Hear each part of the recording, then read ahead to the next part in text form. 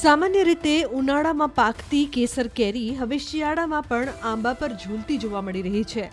ગીર સોમનાથ પંથકના તાલાલા સહિતના ગામડાઓની વાડીઓમાં કેરીનો ફાલ ઉતરી રહ્યો છે, જેને લઈને એક તરફ ખેડૂતોમાં ખુશીનો માહોલ છે.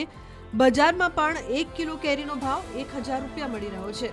કૃષિ નિષ્ણાતોના મતે શિયાળે કેસર કેરીનું આગમન આવનારા સમય માટે યોગ્ય ન હોવાનું જણાવી રહ્યા છે. હજારો હેક્ટર જમીનમાં કેસર કેરીના બગીચાઓ પથરાયેલા છે. જો કે કેટલીક વાડીમાં આંબામાં ફ્લાવરિંગ જોવા મળી રહ્યા છે, તો અન્ય કેટલાક આંબાવાડીઓમાં ફ્લાવરિંગ આવવાની હજુ શરૂઆત થઈ નથી. આમ ભર શિયાળે કેરીનું આગમન એ ગ્લોબલ વોર્મિંગની અસર અને ખેતરમાં વપરાતા પેસ્ટિસાઇડ દવાઓ અને ખાતરને કારણે પણ હોવાની સંભાવનાઓ વ્યક્ત કરાઈ છે.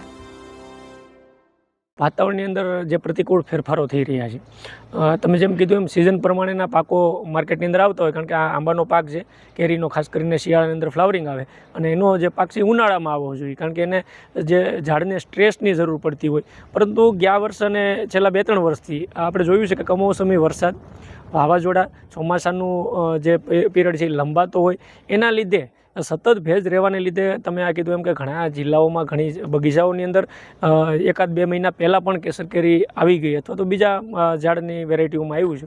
તો એક તો મેં કીધું એમ વાતાવરણના પ્રતિકૂળ ફેરફારો છે. બીજું, ખેડૂતો જે ખાસ કરીને કેમિકલનો ઉપયોગ કરે છે, વહેલું ફ્લાવરિંગ લાવવા માટે પેક્ટોબુટાઝોલ જેવા રસાયણોનો જે અતિરેક ઉપયોગ થઈ રહ્યો છે.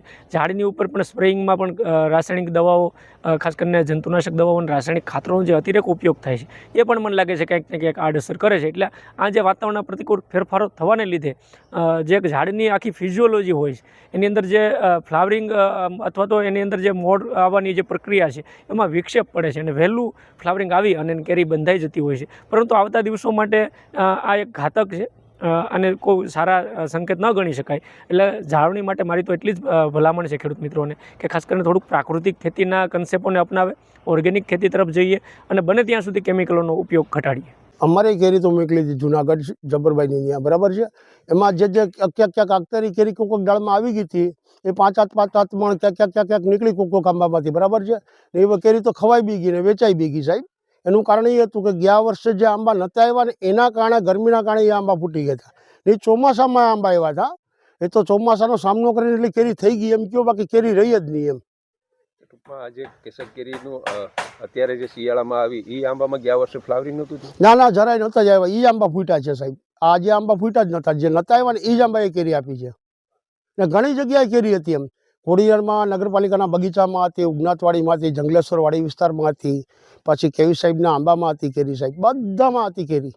જ્યાં જ્યાં કેરી હતી ત્યાં 5-8 મણ, એક આંબામાં 2 મણ, 3 મણ, 1.5 મણ, એ રીતે કેરી બધામાં હતી સાહેબ. કારણ લાગે શું એનું કારણ તો એ કે ગયા વખતે નહોતા આવ્યા, એના કારણે કેરી આવી ગઈ સાહેબ. વાતાવરણને અનુકૂળ પડ્યું એટલે કેરી બની ગઈ, બાકી કેરી ન થાય સાહેબ. અત્યારે કેવી પરિસ્થિતિ? બસ અત્યારે જો ક્યાંક કોળ છે ને, ક્યાંક મોર છે ને, ક્યાંક એળ છે, થીપ છે, આ બધા રોગો છે. અત્યારે આંબાની ફૂટ ચાલુ છે સાહેબ. મારા બગીચામાં 4 મણ જેવી, 8 બોક્સ જેવી કેરી આવી છે. અને આઉટ સિઝનમાં આમ કહેવાય તો શિયાળામાં, ચોમાસામાં આપણે મોર આવ્યો હતો અને શિયાળામાં કેરી ઉતરેલી છે. અને કેરી પણ પાકેલી છે, મેં ખાધેલી છે, બહુ સ્વાદે પણ મીઠી છે ને બગડતી પણ નથી. ચોમાસામાં જે ફ્લાવરિંગ થયું હતું, અમને એવી હતું કે આ રહેશે નહીં કમોસમી કેરી, એટલે માવજત તો એમાં કોઈ બીજી કરેલી નહોતી. આપણે જે દેશી ખાતર ને એ અમે બગીચાઓમાં આપીએ છીએ, જે દેશી ખાતર છે, ચૂનો છે, અમુક ગૌમૂત્રનો છંટકાવ છે, એ રીતે ઓર્ગેનિક રીતે કરીએ છીએ આ બધી માવજત. આ પહેલાં કોઈ દી કેરી જોવા શિયાળામાં મળેલી નથી.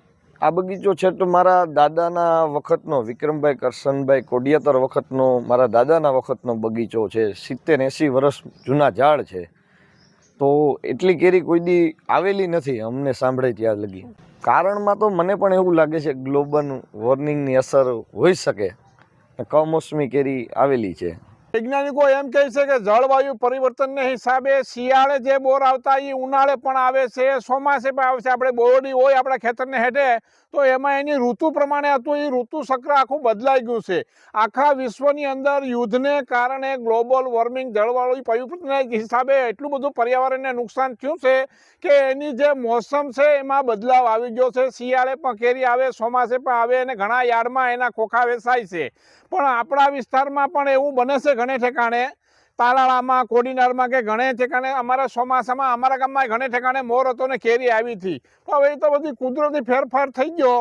પણ જો આંબે આ વખતે જે આગતરો મોર કુણપ ફૂટી છે એવું રહેશે તો ઈજારદારને અને ખેડૂતો બંનેને ફાયદો રહેશે.